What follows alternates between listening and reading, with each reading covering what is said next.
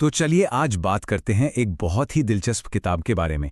Joseph ग्यूअन की don't believe everything you think, मतलब जो भी आप सोचते हैं उस पर आंख बंद करके भरोसा मत कीजिए।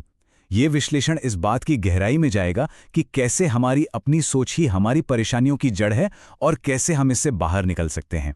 ये बात शायद हम में से कई लोगों को अपनी सी लगेगी, है ना? अक्सर हम अपने ही ख्यालों के जाल में ऐसे उलझ जाते हैं कि खुशी का रास्ता ही भूल जाते हैं। ये एक बहुत ही आम एहसास है।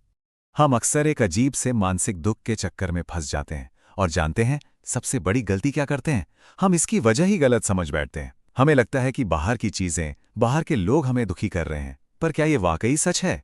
इस बात को एक कहानी से समझते हैं। सोचिए, एक साधु है जो ध्यान लगाने बैठा है, लेकिन उसका ध्यान कहीं लग ही नहीं रहा। कभी दूसरे साधुओं की आवाज, कभी जानवरों की, यहां तक कि हवा के चलने से भी उसे गुस्सा आ रहा है। फिर एक दिन उसकी नाव से एक और नाव टकरा जाती है। बस उसका पारा चढ़ गया। गुस्से से आग बबूला होकर वो चिल्लाने के लिए खड़ा होता है और देखता है कि नाव तो खाली है। उसे परेशान करने के लिए वहां कोई था ही नहीं। तो असली प्रॉब्लम क्या थी? वो नाव नहीं, प्रॉब्लम थी उस टक्कर पर साधु की अपनी सोच, उसका अपना रिएक्शन। हमारे दुख की असली जड़ बाहरी दुनिया में नहीं, बल्कि हमारे अपने मन के अंदर है। तो अगर बाहर की घटनाएं असल समस्या नहीं है, तो फिर इसका हल क्या है? हल छिपा है एक बहुत ही जरूरी बात समझने में। वो ये कि विचार और सोचना, ये दोनों दो बिल्कुल अलग अलग चीजें हैं। मान लीजिए दिमाग में एक ख्याल आया, अरे मैंने उस मीटिंग में शायद कुछ गलत बोल दिया। ये बस एक विचार है, लेकिन सोचना तब शुरू होता है जब हम उस एक ख्याल को पकड़कर घंटों उसके बारे में सोचते रहते हैं, उसका पोस्टमार्टम करते हैं। यही वो प्रक्रिया है जो हमें तनाव देती है। अब जरा इस स्लाइड को देखिए, ये फर्क बहुत कमाल का है। एक तरफ है विचार जो हल्के फुल्के होते हैं, क्रिएटिव होते हैं, जैसे कोई नया आइडिया, और दूसरी तरफ है सोचना जो हमारी ईगो से आता है, जो भारी लगता है, हमें बांध देता है। चॉइस हमारी है कि हम किसे पकड़ कर रखते हैं। पता है सबसे कमाल की बात क्या है? कि शांति, खुशी, प्यार, ये सब हमें कहीं बाहर नहीं ढूंढना है। ये तो हमारा नेचुरल स्टेट है, हमारी डिफ़ॉल्ट सेटिंग। हमारी ओवरथिंकिंग बस इसके ऊपर एक धूल की परत जैसी है।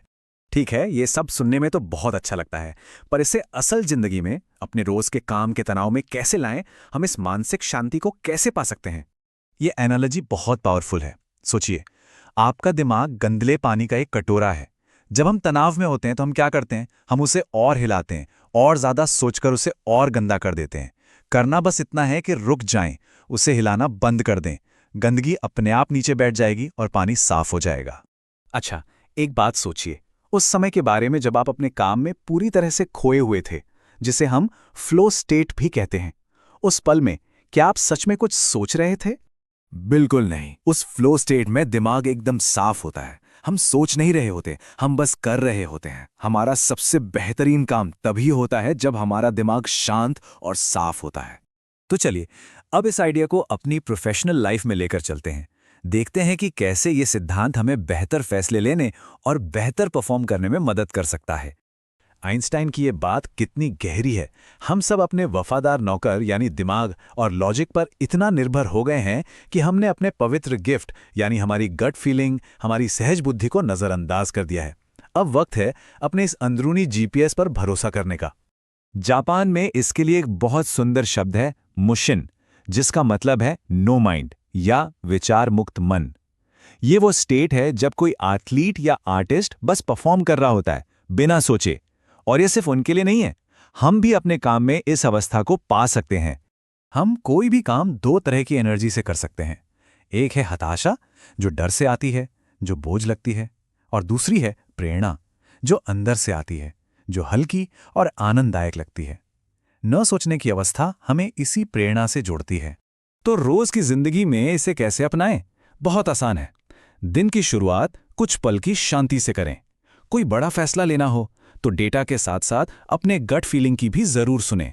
अगर कभी काम में अटक जाएं तो जबरदस्ती ना करें, एक ब्रेक लें और हमेशा खुद से पूछें, मैं ये काम डर से कर रहा हूं या प्रेरणा से?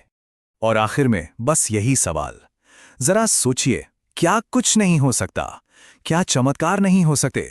अगर हम अपने दिमाग में आने वाली हर कहानी, हर डर और हर शक पर यकीन करना बंद कर दें, शायद तभी हम अपनी असली क्षमता को पहचान पाएंगे।